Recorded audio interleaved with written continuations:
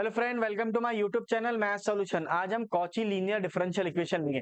इसके पहले के लास्ट वीडियो में हमने कॉची लीनियर डिफरेंशियल इक्वेशन का इंट्रोडक्शन दिया और उसका एक एग्जांपल। अभी हम आगे के एग्जांपल लेंगे क्योंकि जितने एग्जांपल सॉल्व करेंगे उतने कॉन्सेप्ट क्लियर होंगे। चलो देखते हैं कॉची लीनियर डिफरेंशियल इक्वेशंस। तो यहाँ पे उसकी आइडेंटिफिकेशन क्या है? तो सबसे पहले यहाँ पे देखना, जो फर्स्ट थर्ड ऑर्डर है तो यहाँ पे एक्स क्यू भी आना चाहिए। अगर ये सेकेंड ऑर्डर है तो यहाँ पे एक्स स्क्वायर आना चाहिए। जो इसका फॉर्म है हमेशा इस तरह रहता है। मान लो ये एक्स स्क्वायर है तो यहाँ पे d two y by d x square आना चाहिए। कोइफिशिएंट उसका एक्स आना चाहिए या एक्स स्क्वायर आना चाहिए या एक्स क्यूब आना चाहिए। वो तो डिपेंड करता है कि कौन सा ऑर्डर है। अगर फर्स्ट ऑर्डर है तो उसका कोइफिशिएंट एक्स आएगा, ये देखो दिख रहा है। अगर सेकेंड ऑर्डर है तो उसका कोइफिशिएंट एक्स स्क्वायर आएगा।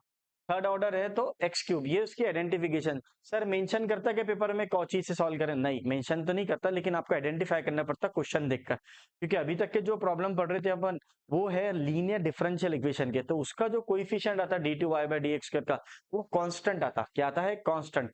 लेकिन इसमें जो कोइफिशिएंट आता, फंक्शन आता, वो भी एक्स का ही फंक्शन रहता। X, x square, x cube, this are the functions. ठीक है ना? Cauchy linear differential equation. अब इसको कन्वर्ट करना पड़ता है प्रॉब्लम को।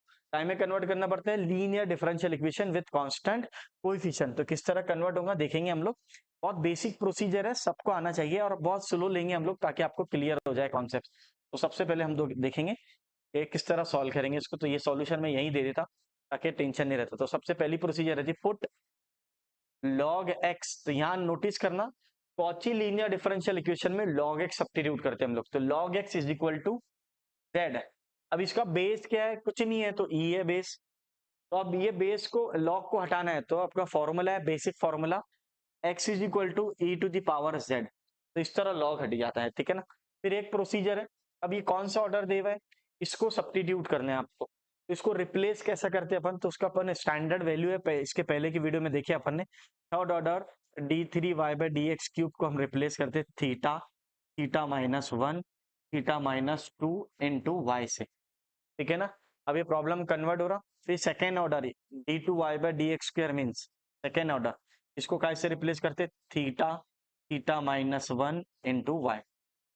फिर ये वाला टर्म्स को। ठीक है ना? अभी आप नोटिस करना, मैं एक्स क्यूब को और यहाँ से थ्री को रिप्लेस नहीं कर रहा, थ्री एज इट इज रहेगा।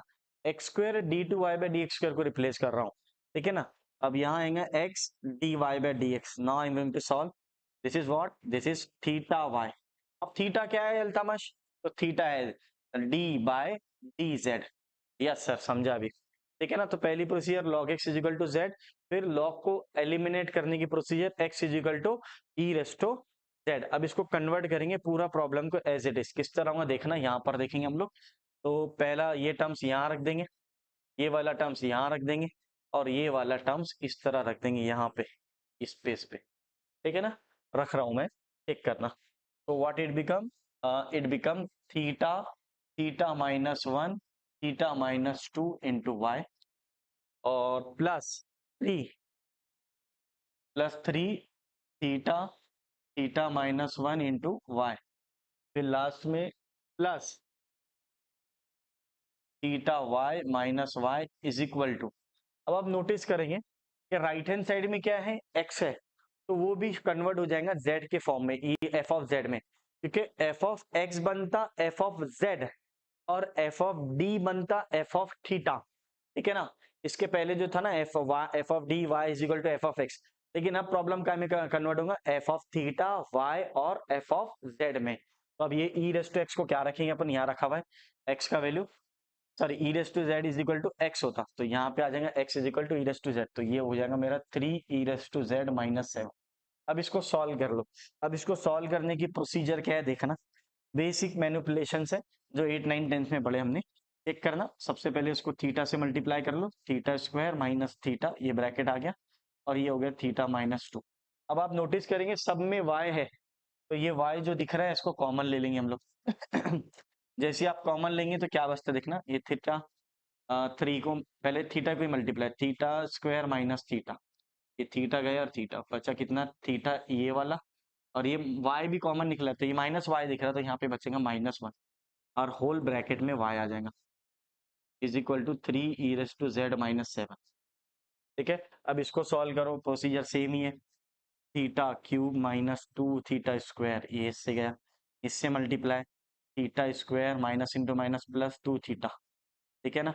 फिर ये 3 से मल्टीप्लाई हो 3 theta square minus 3 theta plus theta minus 1 of whole bracket y is equal to 3 e raise to z minus 7, ठीक है। अल्टीमेटली हम कर रहे क्या, कॉची को कन्वर्ट कर रहे हैं लीनियर डिफरेंशियल इक्वेशन है। जैसे लीनियर में कन्वर्ट हुआ तो प्रॉब्लम या तो फर्स्ट केस का बनेगा या सेकंड या थर्ड का। तो क्वेश्चन पे राइट हैंड साइड पे डिसाइड करता कि कौन सा केस बनेगा। अब देखना मेरे दोस्तों, ये 2 रोटी और 1 रोटी माइनस 3 रोटी, ये प्लस की 3 रोटी कैंसिल हो गया, यानी minus 2 theta square minus theta square plus 3 theta square cancel हो गया। अब देखना ये भी चेक करना, 2 और 2 प्लस 1 3 होता, 3 3 कैंसिल हो गया ये भी, ठीक है। तो बचता क्या, remaining what, theta cube minus 1 of y is equal to 3 e raise to z minus 7। अरे सर आप समझ गए सर, it will converted into linear differential equation with constant coefficient. अब ये नॉर्मल प्रॉब्लम बन गया, ठीक है ना, जो अपने अभी तक पढ़े लीनियर डिफरेंशियल इक्वेशन, लेकिन फंक्शन चेंज हो गया, पहले डी आता था अब थीटा आ गया, और x आता था अब z आ गया, ठीक है ना। फंक्शन चेंज हो गया, बाकी सब प्रोसीजर सेम ही रहेंगे। प्रोसीजर क्या सेम रहेंगी, सबसे पहले CF सॉल्व करो, देन PI सॉल्व करो। तो CF कैसे सॉल्व करेंगे, तो ये क्या हो गया पहले देख लेंगे। It is what, it is linear differential equation with constant coefficient, ठीक है ना, विथ कांस्टेंट कोएफिशिएंट। अब आपको इसको प्रोसीजर से अपन अगली स्लाइड में देखेंगे किस तरह सॉल्व करेंगे, पहले CF देन PI। अब यहाँ पे हम लोग को सॉल्व करेंगे, तो सबसे पहले CF, तो CF की प्रोसीजर क्या है, टू फाइंड CF बोले तो is what, that is consider A dot E auxiliary equation. तो ये theta cube minus 1 of y is equal to 0, ठीक है।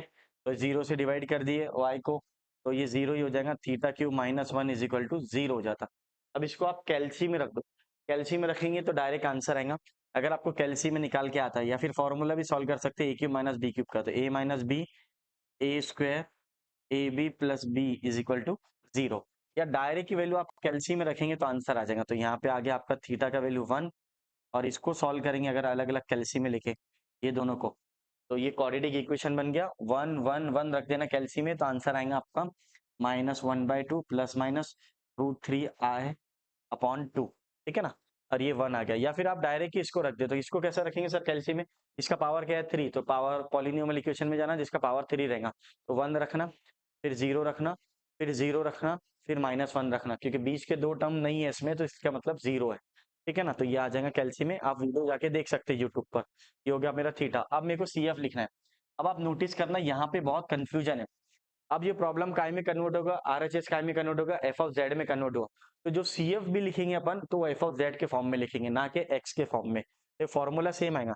ये जो रूट्स है ये रियल रूट्स है, कौन से रूट्स है, रियल रूट्स, और ये जो है इमेजिनरी रूट्स है। तो ये कॉम्प्लेक्स रूट्स आ गया, और ये रियल एंड डिस्टिंक्ट वाला फॉर्म आ गया। तो दोनों साथ में लिखेंगे अपन। तो पहले लिखेंगे C1 e raise to m1z, ठीक है, फिर plus e raise to alpha z, C2 cos beta z, C3 sin beta z, ठीक है ना।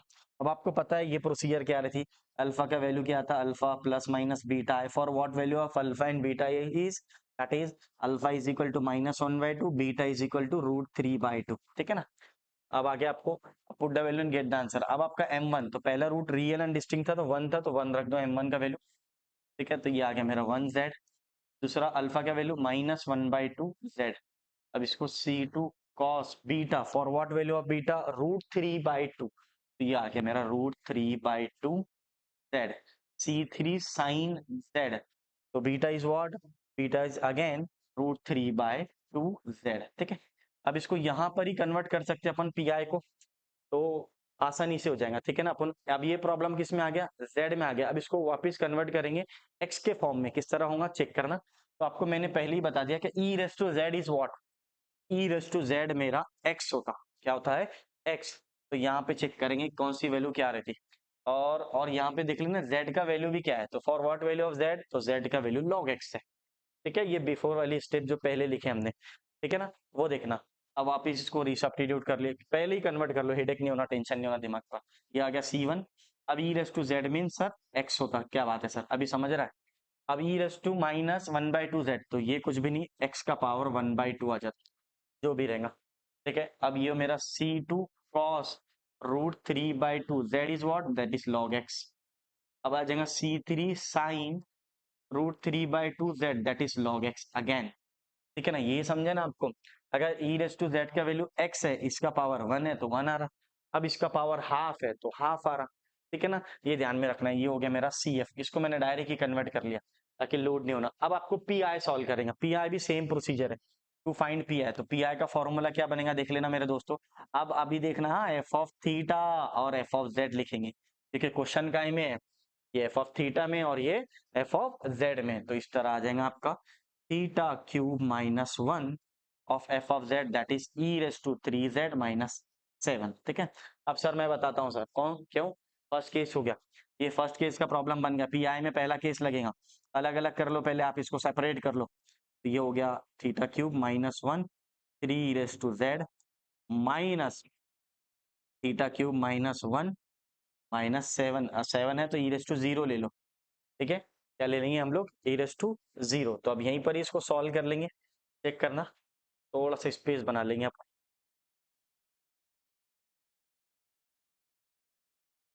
अब यहाँ कुछ नहीं है तो 1, तो थीटा का वैल्यू क्या आ जाएगा मेरा, 1 आ जाएगा। तो ये आ जाएगा 1 रखेंगे तो 0 आ जा रहा सर, 1 - 1 0। अब 0 तो चलता नहीं मेरे को, अब 0 नहीं चलता तो क्या करेंगे देखेंगे अपन, तो चेंज कर देना। हाँ, तो फिर डेरिवेटिव लेंगे, क्या लेंगे हम लोग, derivative of denominator multiply by numerator bye z, not x, क्योंकि अब z में कन्वर्ट हो गया। ठीक है, अब इसको ले लेंगे हम लोग थीटा का डेरिवेटिव, तो ये हो जाएगा 3 थीटा स्क्वायर और ऊपर z से मल्टीप्लाई, इससे मल्टीप्लाई z से, और ये आ गया 3e⁻z, और यहाँ पर डायरेक्ट रख दो। तो यहाँ कुछ नहीं है तो थीटा का वैल्यू 0 है, तो ये तो कंसीडर किया है। यहाँ पे 1 के जगह आप e⁻0z रख सकते। नहीं समझा तो आप पहले केस का वीडियो जाके देख सकते हैं मेरा, में पूरा क्लियर है। ठीक है ना, तो ये बच गया मेरा 7 e⁻0z।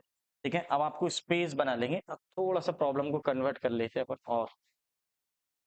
ठीक है ना, अब चेक करना, बहुत इजी है, अभी देखना।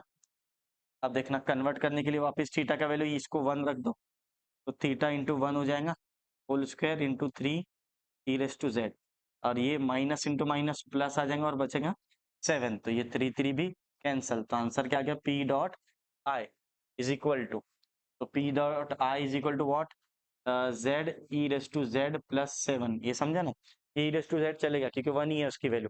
ठीक है, अब z को रीसब्स्टिट्यूट करो, तो for what value of z यहाँ पे, तो z का वैल्यू log x है, और e⁻z का वैल्यू क्या है अल्तमश, x है, और ये +7। अब देखना मेरे दोस्तों, यहाँ पे चेक करना, अगर आप ऐसा लिखेंगे तो ऐसा स्क्वायर नहीं हो जाएगा। ये बहुत बड़ा सिली मिस्टेक है, तो आपको x पहले लिखना है और log x बाद में और +7। ठीक है, और लास्ट स्लाइड में अपन देखेंगे, अगली स्लाइड के अंदर हम देखेंगे CF प्लस PI कैसा होता है, चेक करेंगे। और लास्ट में अपन लिखेंगे CS is equal to CF plus PS। ठीक है ना, तो ये मेरा हो गया CF इस तरह, और ये हो गया मेरा PI। ठीक है, this is your final answer. ये कंप्लीट सॉल्यूशन भी बोल सकती है कोई बच्चा, GS भी बोल सकता, दैट इज जनरल सॉल्यूशन। ठीक है, कोई बुक में जनरल सॉल्यूशन लिखा, this is your final answer. चलो फ्रेंड्स।